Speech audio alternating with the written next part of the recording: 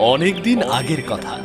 কোনো এক সবুজ শ্যামল রাজ্যের প্রান্তে ছিল একটা জঙ্গল।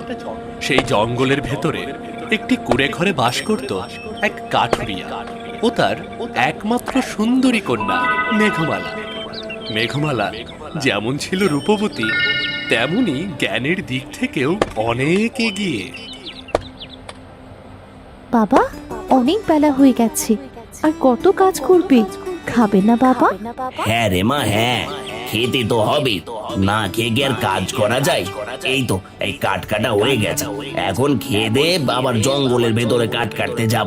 ঠিক আছে, তাহলে আর দেরি করো না, ভেতরে এসে খেয়ে নাও। হ্যাঁ আসছি, তুই ভিতরে গিয়ে সব বেড়ে রাখ, আমি এখনই আসছি।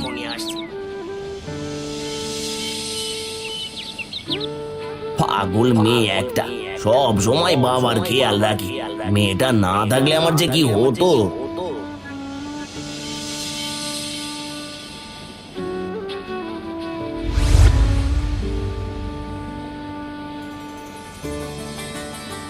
দে মা দে, তাড়াতাড়ি কটা খেতে দে, খেয়ে দে, এখন এবার কাঠ কাটতে যেতে হবে। খেতে বসেও তো তাড়াহুড়ো করছো কেন? খাওয়াটা তো আস্তে ধীরেও খেতে পারো। আস্তে ধীরে খেলে চলবে না, আর দিন থাকতে আবার কাঠ কেটে ঘরে ফিরতে হবে। তা না হলে জঙ্গলের হিংস্র পশু রাতে একা পেলে কি আর আস্ত রাখবে? বুঝতে পেরেছি, প্রতিদিন ওই একই কথা। খাও তো এবার।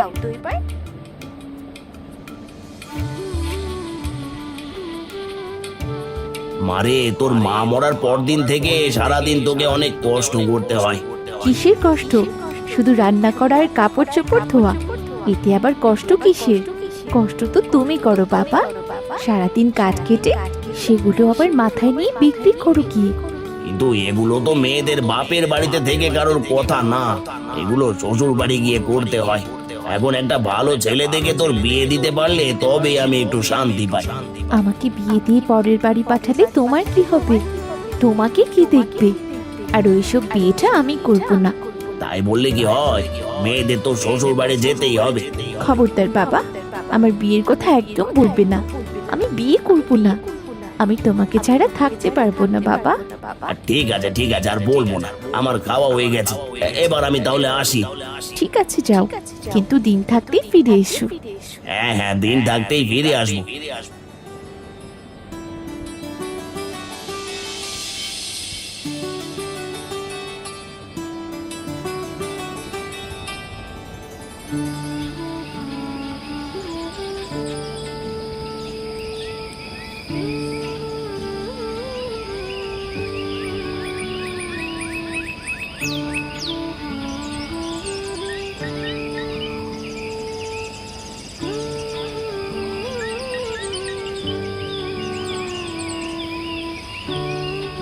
এই তো এখানে একটা মরা গাছ পড়ে আছে, এটা কাটলে আজকের খড়ি হয়ে যাবে।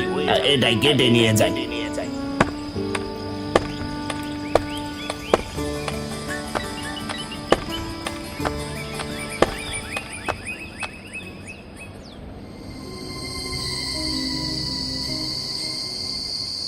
আজ কাঠ কাটতে কাটতে কখন যে বেলা ডুবে গেছে বুঝতেই পারিনি। এদিকে চারপাশে শুধু হিংস্র প্রাণীদের ডাক শোনা যাচ্ছে। জানি না আজ সুস্থভাবে বাড়ি ফিরতে পারবো কিনা।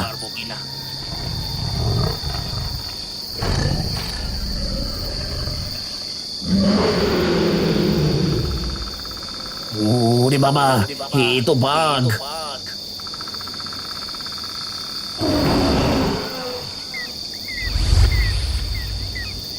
রে বাবা, কোনো মতে জানটা হাতে নিয়ে পালিয়ে এসেছি। তো এত রাতে কোথায় যাই? এখন তো এই জঙ্গলে কোনো রাস্তাও চেনা যাবে না, তাহলে বাড়ি যাব কিভাবে? ওদিকে বাড়িতে মেয়েটা একা রয়েছে, না জানি মেয়েটা কত চিন্তা করছে। ওই তো ওই তো, ওখানে আলো দেখা যাচ্ছে, তার মানে ওখানে মানুষ আছে। আলোটা বেশি দূরে নয়, ওখানে গেলে কাউকে না কাউকে পেয়েই যাবো। যাই যাই, ওখানে যাই, তাহলে রাতটা নিশ্চিন্তে কাটাতে পারবো। এত রাত হয়ে গেল, বাবা তো এখনো এলো না। কখনো তো এত রাত করেননি। বাবা কোনো বিপদে পড়লো না তো? বাবার কিছু হলে একাই জঙ্গলে কিভাবে থাকবো? হে আল্লাহ, তুমি আমার বাবাকে সুস্থ রেখো।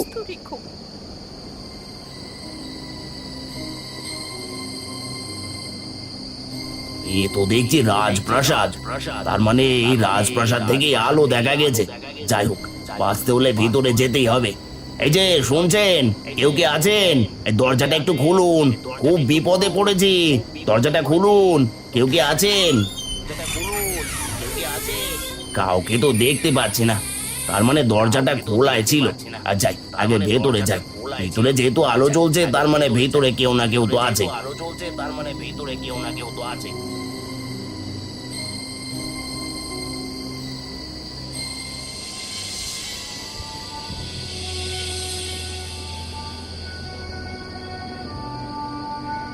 এ তো দেখছি পরিত্যক্ত রাজমহল। তার মানে এখানে কোনো রাজা থাকে না, শুধু এই সাধু বাবা থাকে। হ্যাঁ, শুধু আমি এখানে থাকি। কিন্তু তুই এখানে এসেছিস কেন? বাবা, আমি এক গরিব কাঠুরিয়া। বনে কাঠ কাটতে কাটতে রাত হয়ে গেছিল। রাস্তায় বাঘের তার আগে এখানে একটু আশ্রয়ের জন্য এসেছি। ঠিক আছে, তুই এখানে থাকতে পারিস, কিন্তু একটা শর্ত আছে। কি শর্ত বাবা? কাল বাড়িতে গিয়ে প্রথমে যা দেখবি সেটা আমাকে দিয়ে যাবে। মনে রাখবি, সেটা আমার। আমার বাড়িতে গিয়ে আর কি দেখবো? হয়তো আমার ভাঙা কুড়ে ঘর, আর না হয়তো পড়ে থাকা পাথর। এটা সাধু বাবা নিলে নেবে। ঠিক আছে সাধু বাবা, আমি আপনার শর্তে রাজি। আর তবু আজকে রাতটা আমাকে এখানে থাকতে দিন। ঠিক আছে, ভেতরে চল, তোর থাকা খাওয়ার ব্যবস্থা করছি।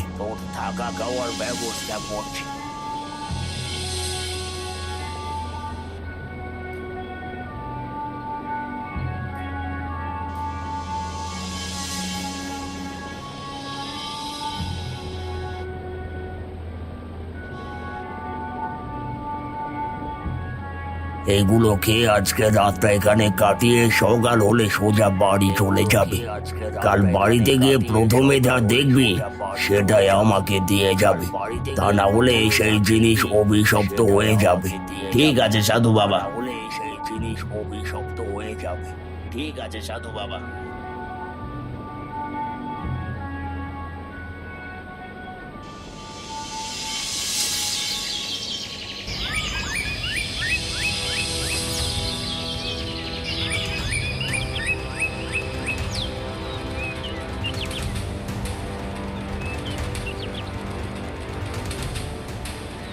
পরের দিন যখন গরিব কাঠুরিয়া তার বাড়িতে চলে আসে, তখন সে প্রথমে তার বাড়িতে তাকাতেই মেঘমালাকে দেখতে পায়। মেঘমালাকে দেখে কাঠুরিয়ার মাথায় আকাশ ভেঙে পড়ে।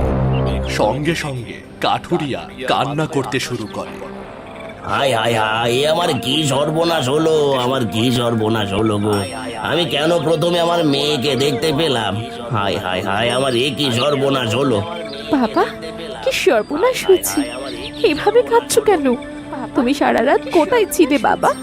মারে, জান বাঁচানোর জন্য আমি সারা রাত এক সাধুর হেফাজতে ছিলাম। সাধু আমাকে শর্ত দিয়েছিল, সেখানে থাকতে হলে সকালে আমার বাড়ির মধ্যে তাকিয়ে প্রথমে যা দেখতে পাবো সেটা সাধুকে দিয়ে দিতে হবে। কিন্তু আমি তো তোকেই প্রথম দেখেছি। এসব কি বলছো? তুমি কি এটা বলে সাধুকে কথা দিয়েছো? হ্যাঁ রে মা, কথা দিয়ে এসেছি। কিন্তু তুই চিন্তা করিস না, প্রয়োজন হয় আমি সাধু বাবার হাতে পায়ে ধরে তার কাছ থেকে তোকে ভিক্ষে চাইবো। না বাবা, তুমি যখন কথা দিয়েছো আমাকে তো যেতেই হবে। চলো, এক্ষুনি ওই সাধুর কাছে চলো। কিন্তু মা, কোনো কিন্তু নয়। তুমি আমাকে হারানোর ভয় করছো, এই তো।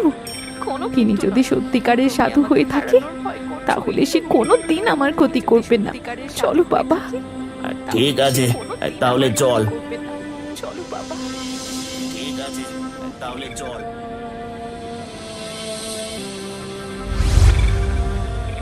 এসেছিস তাহলে? হ্যাঁ, এসেছি সাধু বাবা। কিন্তু আমি আপনার কাছে ক্ষমা চাই।